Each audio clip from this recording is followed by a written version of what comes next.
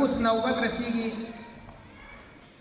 د هېواد وتلي او وطن پرست وطن دوست شاعر چې تاسې ټول د نوم سره اشنا وئ د ملي تحریک غړی دی زموږ د سیاسي څانګې مسؤل دی عمر بورا زماني خپله وینا به عمر بورا زماني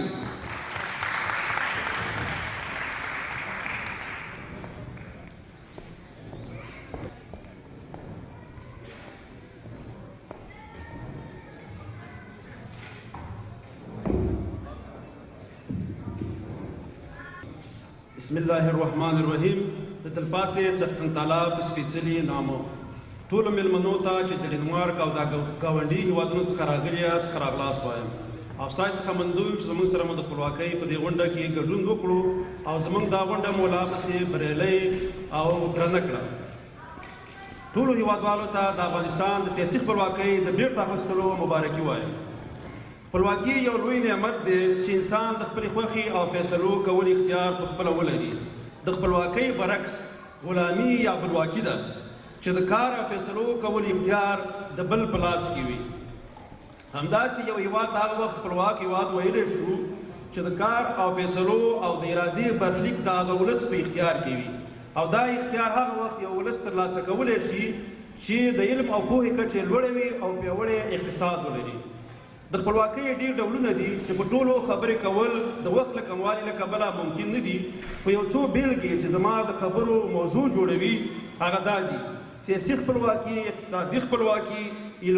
علمي خپلواکي د بیان خپلواکي د رسنو او مطبوعاتو خپلواکي په 19 د اګست په افغانستان سیاسي خپلواکي ترلاسه کړه خو زموږ د هېواد یوه لویه برخه دا هغه وخت یو لوی استثمار د برطانیا په ولکه کې پاتې شوه او د انګریز د تلو وروسته د برطانیې غلام پنجاب په خپله وراثت کې شامله کړه کله چې انګریزانو فیصله وکړه چې د هند څخه ووځي او دا هېواد به په 2 برخو وویشي نو هغه سیمې چې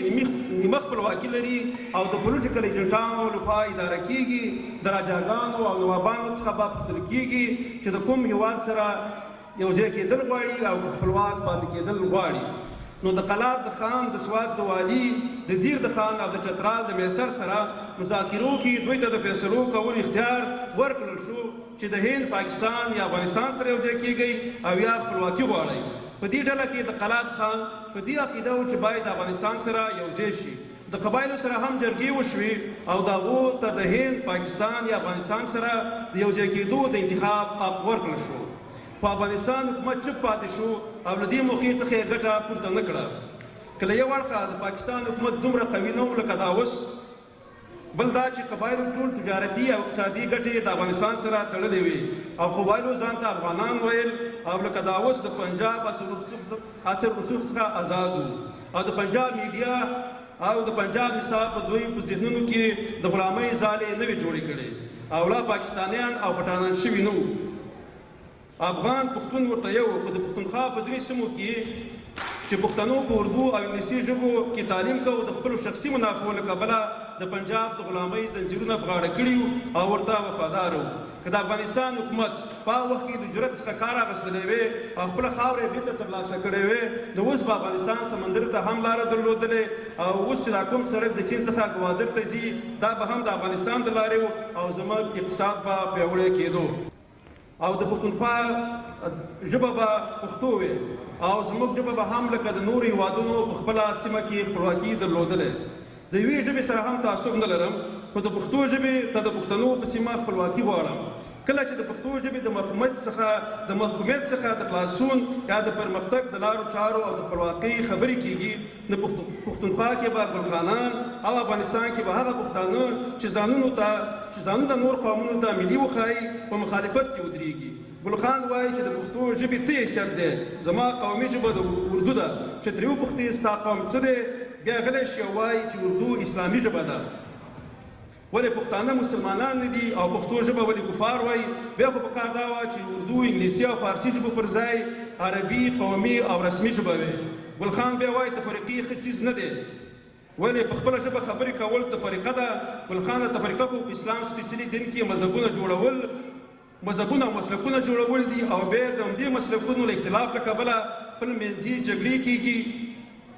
چې الله تعالی ترې موږ منع کړي یو خپلې ژبې ته خدمت او په خپله ژبه لیک زده کړه دا تفرقه نه ده. ها د نورو ژبو سپکاوی کول یا د منځه وړلو کوښښ کول یو غیر انساني عمل دی چې دا کار ځینې پښتنو د خپلې ژبې پښتو د پرېښودو او بلې ژبې ته د اورېدو په صورت کې کړی دی او پردۍ ژبې شوي. دا هغه ډله پښتانه دي چې نه پښتو پالي، نه وایي او نه لیکي، هر وخت د پښتو ژبې په مخالفت کې ودرېږي او څوک چې د پښتو ژبې خبرې کوي د تعصب او قامپرستۍ ټاپې پرې لګوي. خو په اصل کې همدوی متعصب او وخپرست دي، ځکه چې خپلې شخصي، اقتصادي او نورې ګټې د پردیو په ژبه کې لټوي. د خپله حقه خو نه تېرېږي، د وړوکې ټوټې ځمکې په سر خو به مرګ کوي، خپل ورور به پرې وژني، خو د پښتون د قام د بقا، د ژوندي پاتې کېدو او د پېژنګلو پښتو ژبې حق او حقوقو سره به د خپلو منافعو لپاره تېر وي. ګل خان وایي چې په اسلام کې ټول ملت مسلمه یو تن دی او اردو د رابطې ژبه ده او ټولو قومونو منلې ده. ګل خانه د ملت مسلمه ژبه خو په کار وه چې عربي وي، د رابطې ژبه وي، خو اردو یې د ظلم او جبر په زور د رابطې ژبه کړه چې ټولو قومونو نه وه منلې.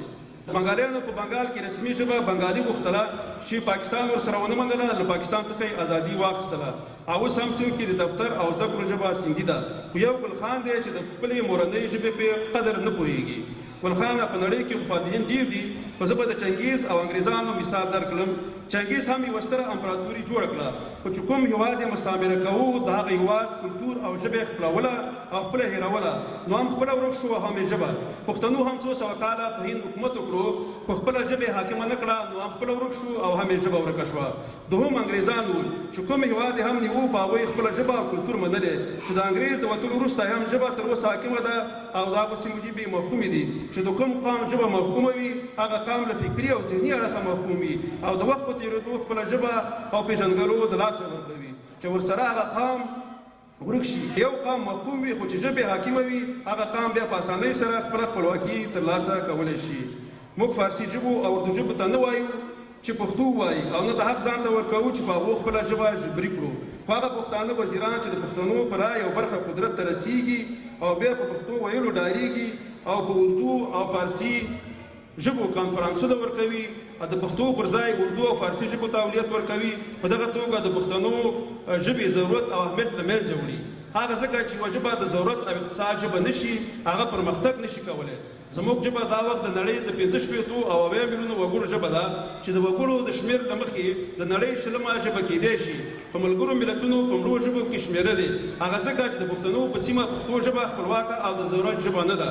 پښتونخوا کې د دفتر او کار ژبه اردو او انګلیسي ده او که افغانستان کې د تنها فارسي زده وي هر مقام او چوکۍ ترلاسه کولی شي که پښتو دې زده وي او که نه. برعکس که فارسي دې زده نه وي نو بیا د پرمختګ لارو کې خنډونه شته. نو هغه ژبه چې د روزګار ژبه نه وي بیا هغه ژبه کې د هغې ژبې وګړي زده کړې هم نه کوي او د علم او کلتور څخه لرې پاتې کېږي.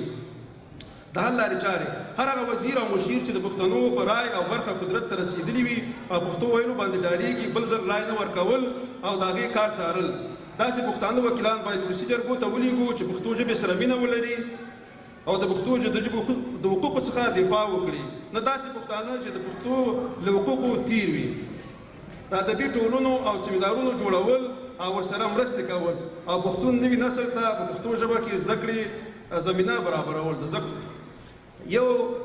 قوي او خپلواکه پښتو میډیا جوړول چې د پښتو ژبې او د پښتنو کلتور ژوندي ساتلو لپاره کار وکړي. موږ تاول پښتو تلویزیون هم خیبر هم یو پنجابي جوړ کړو چې هغې به د چا د منافعو لپاره کار کوو، دا هم یو سوالیا ده. په سوشل میډیا هر هغه پښتون وکیل، وزیر او لوړپوړي چارواکي غندل چې په خپله ژبه خبرې نه کوي، هغه لیکوالانو سره مرسته کول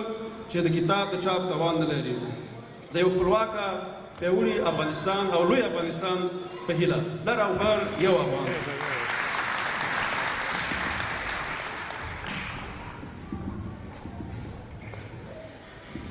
د بورا زماني نه